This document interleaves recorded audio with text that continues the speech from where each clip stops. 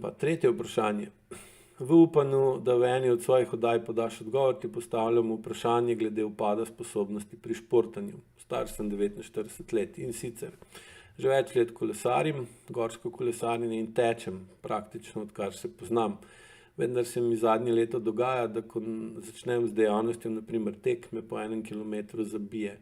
Kljub temu, da je tempo zelo pod povprečjem prejšnjih let, postanem hitro zadihan, hkrati imam občutek polne izčrpanosti.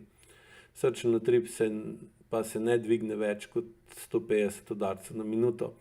Prav tako ne morem doseči anaerobnega pragu, saj me prej zabije. Podobno je na kolesu. Imam občutek, kot da bi se morale v telesu vključiti nekatere funkcije,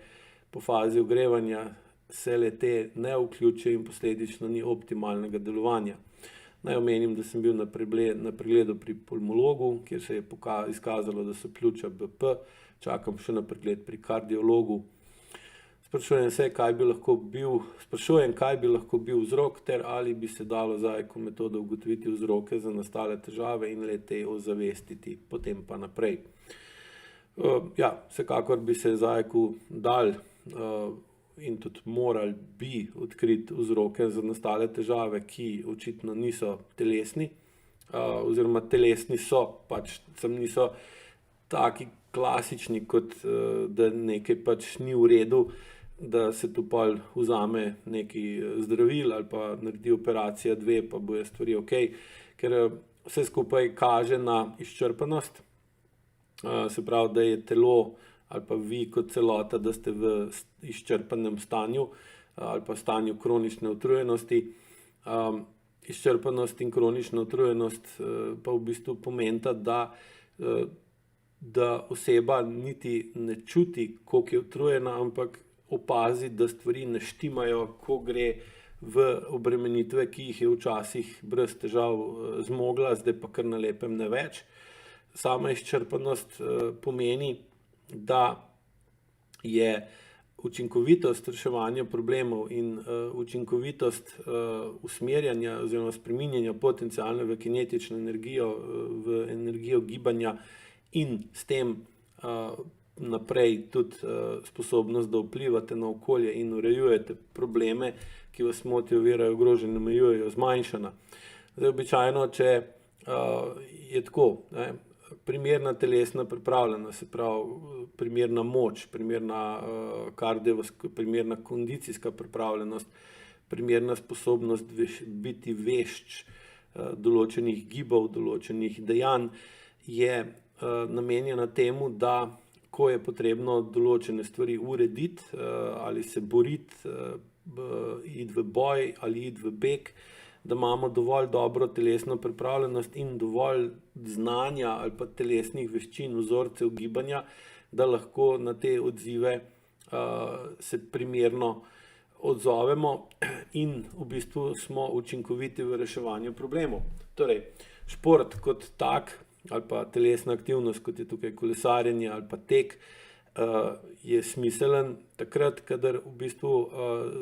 potrebujete za normalno upravljanje vsakodnevnih opravil, se pravi delo, doma, družinsko življenje, služba, zahteve, ki jih ima vsakodnevno življenje in vaše reševanje problemov, s katerimi v bistvu urejujete homeostazo sebi ali drugim seveda tudi pa za plačilo rešujete probleme, recimo v službi, zato da potem z denarjem, ki ga zaslužite, lahko urejujete probleme ali pa izpolnjujete želje doma, sami sebi in svojim najbližjim, tistim, za katere skrbite. Ostalo pa potem dejansko lahko hitro pridemo do zlorabe športa. In tako stanje, ki je tukaj opisano, meni deluje oziroma najbolj je še verjetna razlaga, da samo ukvarjanje športom je postalo samo sebi namen in da kljub temu, da je telesna pripravljenost primerna, se pravi kondicijska ali pa moč, kar se tega tiče,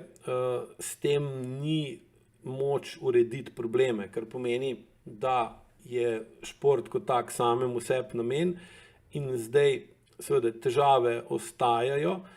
čas in energija se porablja za ukvarjanje s športom, kar pa seveda vodi v to, da je telo v kroničnem neravnovesju in da funkcionirate v okolju, kjer v bistvu so stvari kronično neurejene. In običajno vidim pri ljudeh s tako vrsto težav, ko se gre v bolj konkretno analizo stanja, da šport uporabljajo za to, da se športom omamijo skozi endorfine, skozi serotonin in podobno, ali pa da se športom dovolj utrudijo, zato da v bistvu povišan notranji tlak, katerega imajo zaradi stvari, ki jih motijo, ovirajo, ogrožajo in omejujejo, ne morejo spremeniti v dejanja zaradi neprimerne čustvene zrelosti, v dejanja, ki bi spremenila odnose in bi uredila ali pa povečala urejenost odnosov in s tem zadovoljstvo bivanja v nekem okolju, se oseba, da ne čuti teh težav, da ne čuti tega nereda, da ne čuti nemoči, nezadovoljstva ali pa očitnih znakov, da stvari niso v redu, da medčloveški odnosi ne štimajo, da so odnosi med vami pa starši neurejeni ali pa neprimerni vašim letom, da recimo je razporeditev časa in energije takšna, da je v nasprotju z zakonom časa in zakonom ravnovesju, in potem taka oseba gre, se ukvarja športom zato, da ne čuti, da ne zazna, da je dovolj utrujena ali pa dovolj omamljena, da je v nekem okolju, ki je v bistvu toksično in neurejeno, da tega ne zazna kot tako okolje, ampak v bistvu se v njem pač počuti tako, kot se počuti. In nikoli ne pozabil, ko sem leta nazaj gledal en polnočni klub, takrat še, ko je en od maratonskih bila oddaja o maratonu, mislim, da je bila po ljubljanskem maratonu, in so pač razglabljali o tem, zakaj nekdo bi tekel maraton in podobno. In je en od teh maratonskih tekačev rekel, da njem je najbolj fino to, da ko teče maraton, da mu je pol en teden dni popolnoma vseeno za vse, ker je v bistvu se toliko izčrpa, se toliko utrudi, toliko da ven iz sebe, da se počuti, da mu je pol v bistvu toliko se mu dvigne senzorna amnezija, da lahko funkcionira v okolju, ki bi ga drugače motilo, pa ga ne moti. Da boste še bolj razumeli, o čem govorim, bi vam priporočal, da si tudi pogledate intervju, ki ga je